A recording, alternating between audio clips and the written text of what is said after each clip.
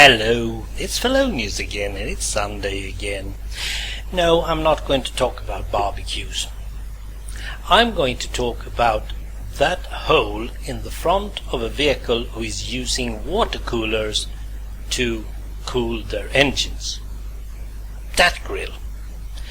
I might warn you, I'm going to show you a lot of pictures while I'm talking, but I'm not totally sure which ones, so if you want you can look at them, but you know what I mean, right?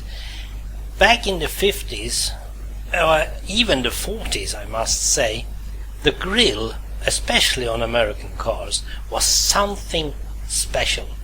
It really stuck out to the things that separated the Plymouths from the Fords from the Chevrolets, because you could see directly from the grill it was Ford, it was a Plymouth, it was a Pontiac. You could see that, especially during the 50s. And even the European cars took over that one, the Fords, Taunus and the Volvos, and every car that has a hole in the front, which is needed because fresh air needs to cool the water in the cooler in order to cool the engine. An engine needs around 90 degrees Celsius to maintain a very good oil. Now, every car that had that type of hole in the front needed a grill. And back then, in the 50s and even in the 60s, they were the thing. For me, I couldn't, if they had removed the grill, I didn't know what car it was. Yes, it was that bad. Because, yeah, it could be a Ford, right? No, those wings are no, I'm not totally sure. But as soon as the grill was there, I know, that's a Pontiac. And if anyone remembers a movie from Stephen King's book, Christine, when you see that grill from the Plymouth 57, you know that car. You know it's evil. Okay, then the 70s came, and the 80s, and the 90s, and the 00.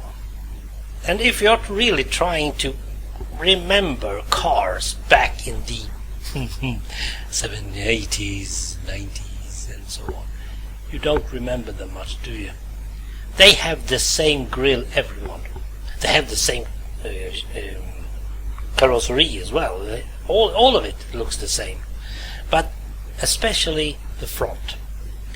Some cars, like the Ferraris and stuff, are trying to get away from it, but if they are mid-engine or even worse, rear engine, they don't have their coolers back in the front. A Lamborghini Countach has some sort of very narrow hole, but it's not a grill. And yes, the air is flowing through the car back to the engine, but it's not the same. Most of its cooling goes from beneath the car. So how come I suddenly talk about this? I think I've seen a trend change. Yes. Because if there's something that I really enjoyed as well back in whatever century we're talking about, the trucks also had very nice grills, right? You remember those Kenworths and the Peterbilts and the Volvos and the F88, which was really nice until they put the same grill on a real Volvo and called it 244, and nope, it wasn't nice anymore. And suddenly both the normal cars and the trucks became anonymous.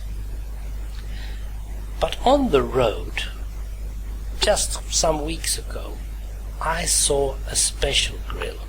I think it's a Volvo, and it's chromed again.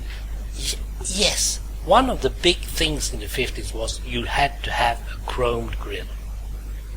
And then they took that away.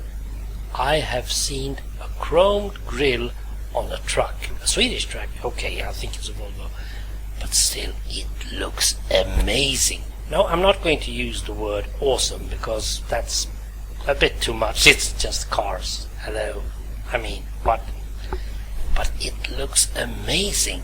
And as I'm hoping that I'm showing you the picture of it, it looks evil even. And this truck was hauling out logs from the forest, so I know that the guy inside, he's one of the most professional drivers we have in Sweden. So that guy is not evil at all, but his car was evil.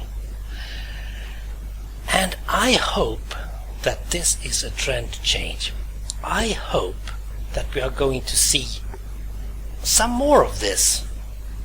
I'm even thinking about changing my grille on my little Opel Astra and see if anyone noticed anything.